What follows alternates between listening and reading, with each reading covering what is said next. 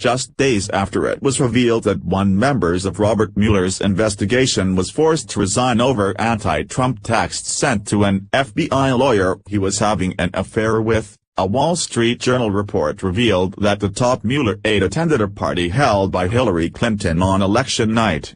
Andrew Weissman, a top attorney described by the New York Times as Mueller's pit bull and chief lieutenant, is the latest member of Mueller's team to find himself facing allegations of conflicts of interest.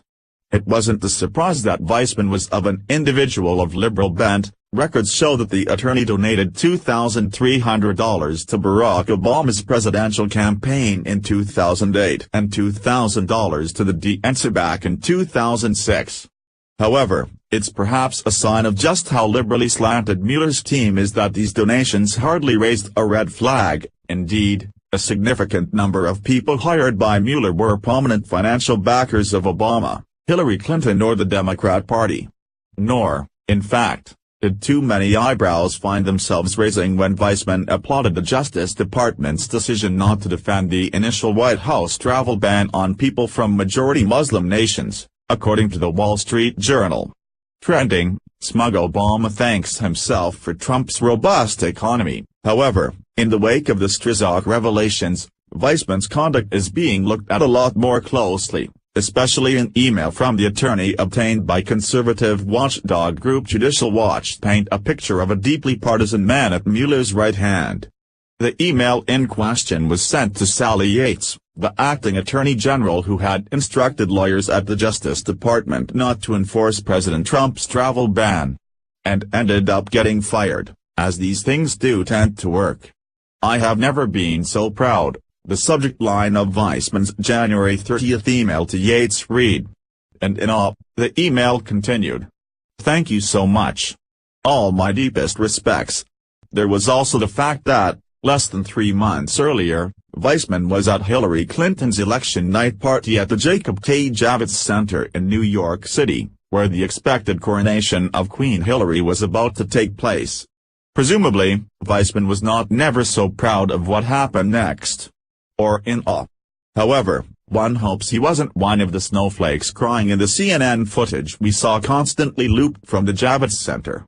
That would just be embarrassing. The revelations were part of a piece the Journal called Trump's Allies Urge Harder Line as Mueller Probe Heats Up, which is to say that after 6 months of knowing that this is one of the most biased probes in the history of special counsel investigations, lawmakers are finally saying, if perhaps not doing, something about it. GOP Representative Steve Chabot of Ohio said that the depths of this anti-Trump bias on the Mueller probe are absolutely shocking.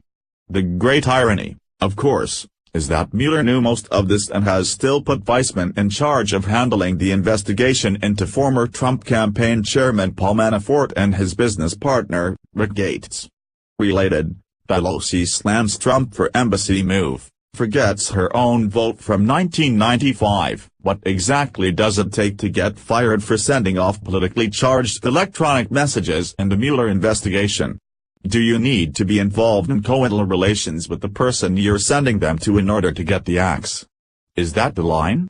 The New York Times describes Weissman as a bookish, legal pit bull with 2 Ivy League degrees, a weakness for gin martinis and classical music, and a list of past enemies that includes professional killers and white-collar criminals. Current enemies: Donald Trump, facts, impartiality, legal travel bans and thriftiness with taxpayer money.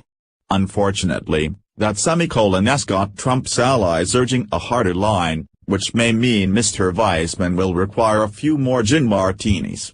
As for Mueller's investigation, it's become clear this is nothing more than a Democrat-stacked witch hunt that's disclosed nothing of substance to the American people as of yet.